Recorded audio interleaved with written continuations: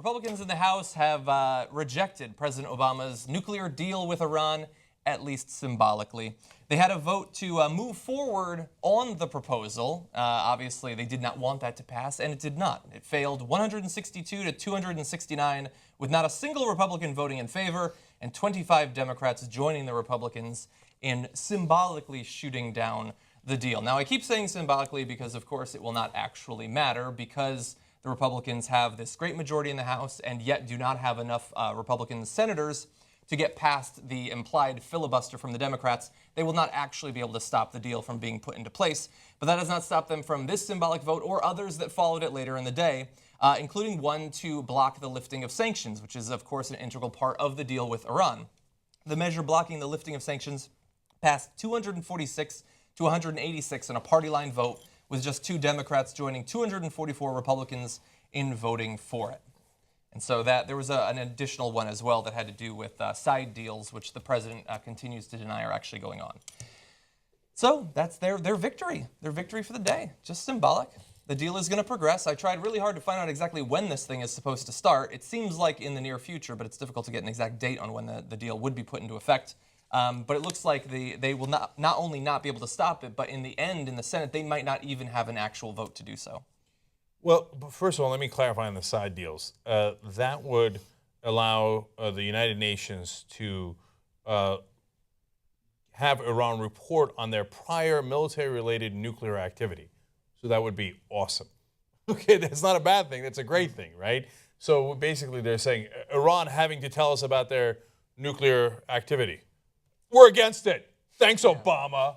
Right? Whatever Obama says, I'm against it, even if it turns out that it's terrific. Yeah. So their opposition to that, and again, Obama's saying that this doesn't even exist, but their opposition is that they want, if that's going to happen, they want independent inspectors who, in all other cases, they don't trust to do anything. In this case, they want the independent inspectors to go in rather than allowing Iran to provide the information themselves. Yeah, I know. And then they also want Iran to turn over their wives, you know, like, I mean, they don't want the deal. If I wanted, I wanted everything, my way, but it's a negotiation. We're going to get the information, but not in the way that you want it. Yeah. Okay. Exactly. Dan Snyder, the owner of the Washington football team, would call the Colts, be like, I want Andrew Luck. Yeah. And they're like, oh, wow, that's a big ask. Well, what else? What are you going to give us? Nothing. Give it to me. Nothing. And I'm going to sleep with your wife also.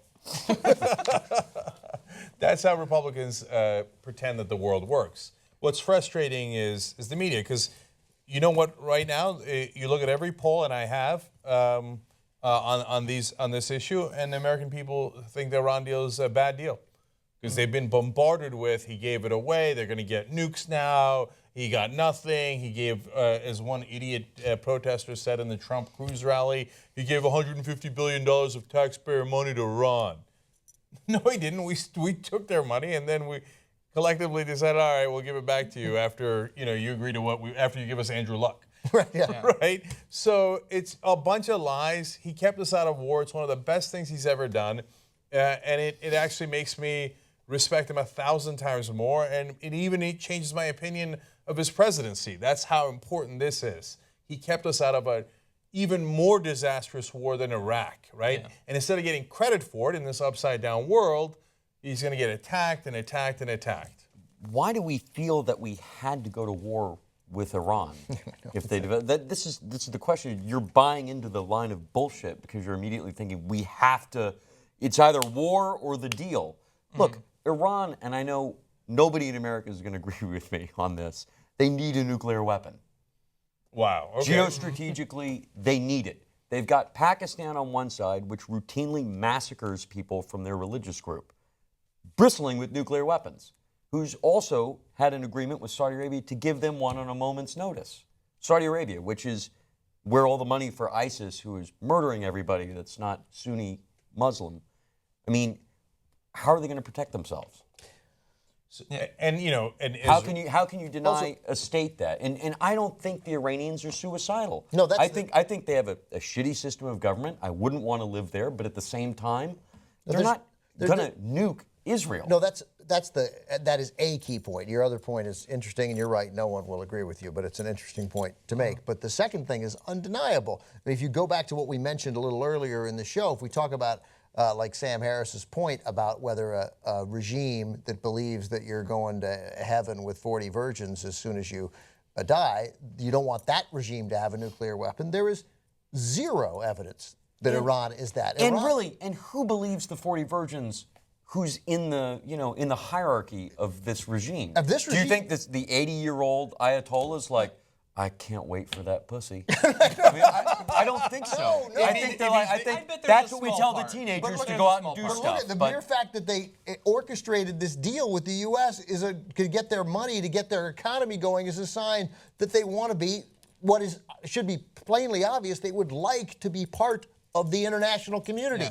They may be a bad part of it, but they want to be part of it. They're not going to nuke it. They know what happens if they launch a nuclear attack on Israel. Okay, so look, if the mullah wants pussy, he doesn't have to wait for heaven.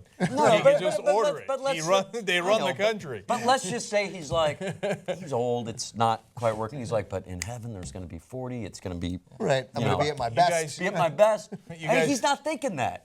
They're you guys- not. That's what they tell the young people to go, course. watch Amir get all excited now about what's waiting for him in the afterlife. Watch us pull this trick on him. You guys are vastly understating it. It's 72 virgins. No, that's a lot more virgins. Yeah. So look. Probably got Well, listen, redhead in I might be there, looking. enough group. Yeah. I wouldn't want 72 virgins. Okay, it'll take a much while pressure. to get through that. You're there forever. So look, are they rational actors? Like the evil empire was a rational actor. The Soviets, oh my God, they're going to kill everyone. No, they're not. I believe someone once said the Soviets also love their children.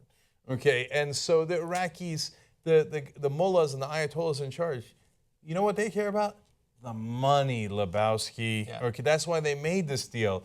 Wes is right in saying that they desperately wanted a nuke. We all get Absolutely. that. We all understand that. We're not naive about that, right? And they wanted it for geostrategic reasons.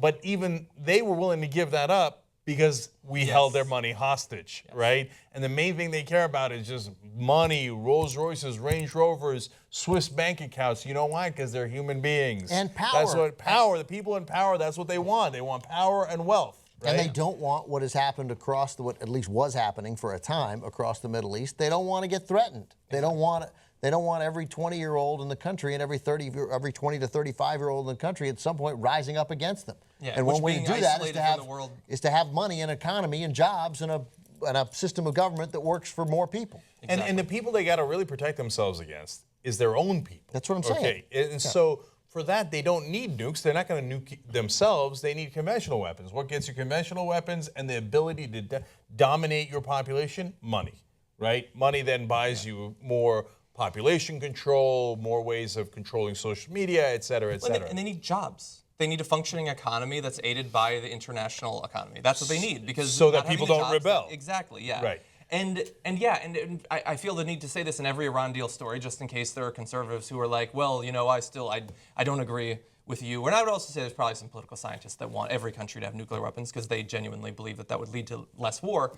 They don't agree with you. They think that they shouldn't have the bomb. Well, then if you think that them having the remaining 3% of the unrefined uranium that they'll have after the deal is going to lead to them getting a bomb, it seems significantly more likely that they'll have a bomb if they keep all 100% of it. And so if we don't have this deal, they almost certainly will develop a bomb if that's what they actually want. Which is, of course, what the people they've been saying all along. So it's not so much that they're against the deal. They're against, what they're really against is the loss of their argument for war. Yeah. Yeah, that's exactly right. And so finally, look, I don't agree with Wes. I don't want them to have a nuclear weapon. No, sir, I don't want them to have one, but geostrategically, they need one. They're Okay. surrounded by countries that want to kill them. I see that you're saying they think they need one. I would put that on the category of sad day for them. And right? they can defend themselves with conventional weapons as well, So, potentially. is it slightly unsavory that we talked the Chinese, the Russians, the Germans, et cetera, into kidnapping their money and holding it hostage to get this deal? Yes. Was I happy we did it? Yes. Right? Because I don't want them getting a nuke, because I don't want them having more power, because they're Muslim fundamentalists. I don't want any fundamentalists having more power, including them. And they're dangerous, and they're not dangerous in that they're going to start crazy, irrational, world-ending wars. They're dangerous in that they're going to accumulate more power and continue to imprison their own people under their dictatorial regime. Welcome to TYT's Most Depressing Minute with your host, Wes Clark. Wes, thanks for being here. Wait, hold on, Wes. I just have one question for you on TYT's most depressing minute here on this day. Wes, do you think in our lifetime there will be a nuclear weapon used against a civilian population in a country? Not a dirty bomb, but a traditional nuclear weapon used against people sometime in our lifetime? Unlikely. Oh, not depressing. With a shocking development. Unprecedented. Still a possibility. Still a possibility, but it's unlikely. Oh, that's great. Oh, Okay, great. good. Oh, I never great. expected that. Yeah. I thought for sure he was going to Totally. That's why I named the segment. Yeah, that's right.